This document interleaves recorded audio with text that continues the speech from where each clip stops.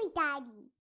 Why do people cheat in PvP? The answer is simple. They're sore losers, and there's no way you can tell me that people who cheat somehow feel accomplished when they win in video games. It's not like The Division is a competitive shooter or like someone's throwing out candy to the person with the most kills. It's a matter of immaturity, and honestly, some people are just being silly about it. I think Massive needs to implement a zero tolerance policy toward those who cheat. The worst trade a person can make is a good reputation for a corrupt one, and in retrospect, those who cheat don't care, because in their minds, it's just a video game. But they fail to realize that even though The Division is a video game, it's a software with legal policies, which players agree upon before they're able to access the game. So, Massive will be in their right to take action where appropriate.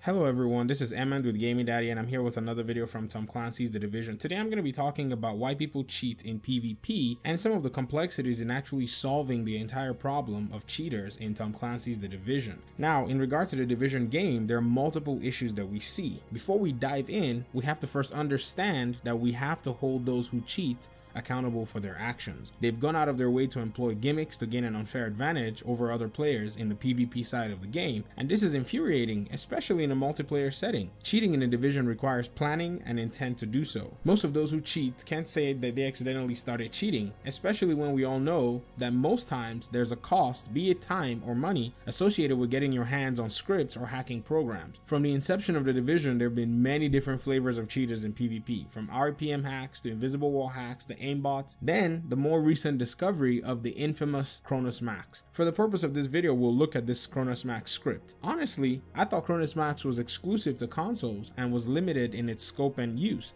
but to my surprise, you can use it on PC as well, or you can use its scripts to make a mouse and a keyboard compatible for gameplay on your console using the Sim 4. And to me, you know what the shocking thing is? Cronus Max is actually a marketed product and it's sold for about $60. I didn't even know this was a thing. I thought you had to go to some underground website or get a torrent and download something like this. There's even a YouTube channel with instructions explaining how to use the different mods such as rapid fire, aim assist, and a whole slew of other things to give the player an advantage over other players. There's even in-game examples from games like Battlefield 1 and Black Ops 3. In fact, when I was watching these videos, my mouth was wide open. I could not believe what I was seeing. To add salt to injury, on the FAQ page of the Cronus Max website, somebody asks if they can be detected, and the answer stated that Cronus Max uses a stealth technology and is able to hide from different kinds of detection mechanisms. Now, in my opinion, this has far more implications than can ever be comprehended. This could mean that this Cronus Max thing has probably been used in the Division for a long time now, and it wasn't until folks started running the classified striker and the pop shotties that we're now seeing the proliferation of a cheating system like this. And if the information about Cronus Max is not something that's hidden, what's the perception that people see when they go to a website and they're sold a product? Do they even consider that this might have legal ramifications? In fact, since it's out there, most players who use them don't seem to think that it's actually wrong. So it's a much more of an epidemic than we can wrap our minds around. The details of whether things like this are legal or not are still at large. I'm not a legal expert, but this is a serious concern, especially as the Division 2 game is being developed.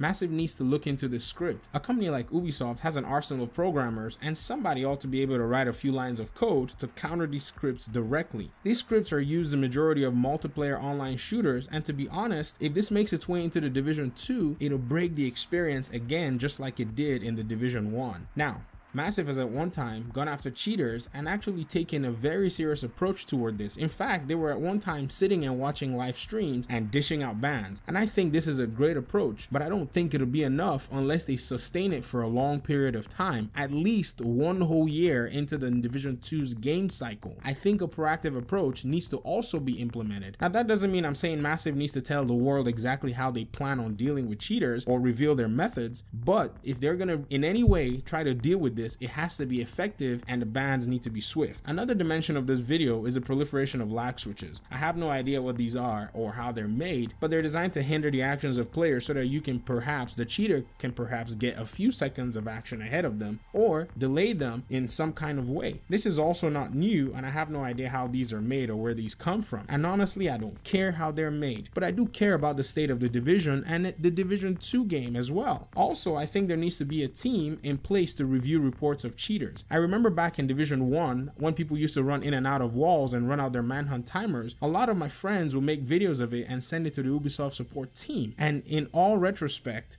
they didn't really get a response out of them immediately to do something about it. I think the Ubisoft's ban policy needs to be stronger than it already is. I think Massive needs to adopt a zero tolerance policy and make sure that they prioritize any reports that come with video evidence. Another way I think Massive can counter this is by bringing the community in on the process. Massive is very community centered. Their goal is to be able to bring in the community to be able to develop an experience. And the development team has met more members in the community than any other development team out there today. So I don't think it's going to be a foreign idea for Massive to encourage players to be on the lookout. On the other hand, Massive also needs to respond when players put in their concerns about cheaters.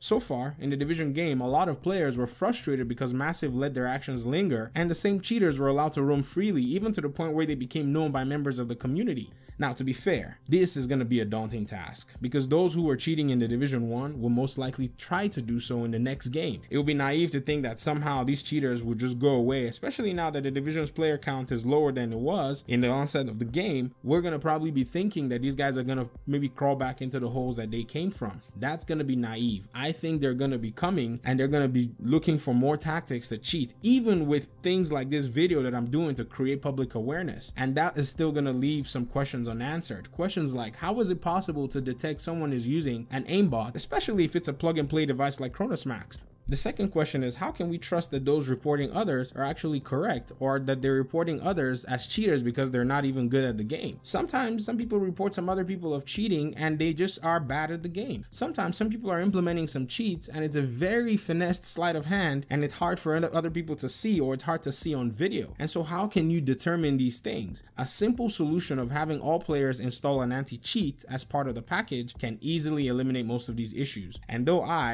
being optimistic about the possibility of dealing with a huge number of cheaters in PvP, some are still gonna slip through the cracks. And their intent is to be able to come in and break the experience for others. They're slimy. They're gonna slip through the cracks unless they change their ways and drag themselves back to the hole that they came from. But we know that these same folk, or maybe even more, are gonna still be employing their hacks, their lag switches, their bots, their scripts, and all kinds of junks in PvP. This is a complex matter, and it's also prevalent in PvE as well. I'm not giving PvE a pass, but maybe the community can help solve it as long as the developers continue to collaborate with us and make the Division 2 a polished experience. Thank you for listening, and thank you for watching.